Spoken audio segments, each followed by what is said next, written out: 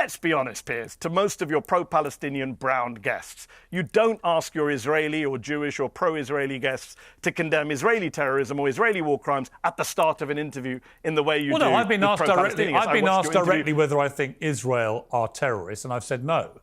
So I don't think they are. I think they had a right to defend themselves. The question is the scale. That wasn't the point I made, Piers. Why is that not applied to your Israeli guests? I would be fine, Piers, if you had Palestinian guests and you begin by asking them, do you condemn Hamas war crimes? Because what Hamas did on October 7th was a war crime.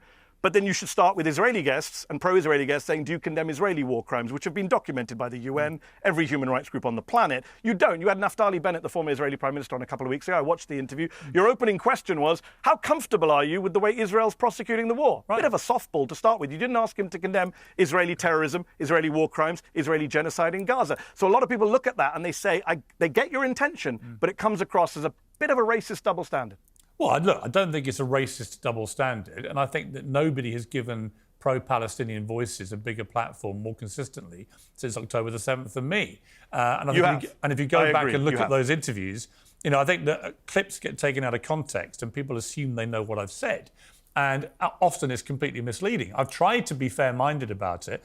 People do ask me, do you think Israel are terrorists? And I've said no.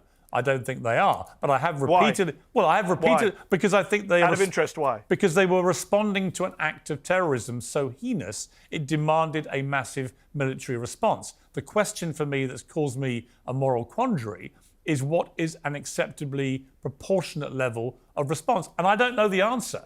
But I don't think you can call people responding to an act of terror on that scale terrorists for responding. What you can do is hold them to account. The problem, Piers, is if you go to Gaza, Piers, and you talk to Palestinians, they will say that Hamas were responding. If we play the who started it game, we go back many decades. Well, when did Israel kill? What we need to have is. Well, hang on. When did Israel kill 1,200 When did Israel kill hundreds of Palestinian civilians? When did they kill 800 Palestinian civilians in one few-hour period?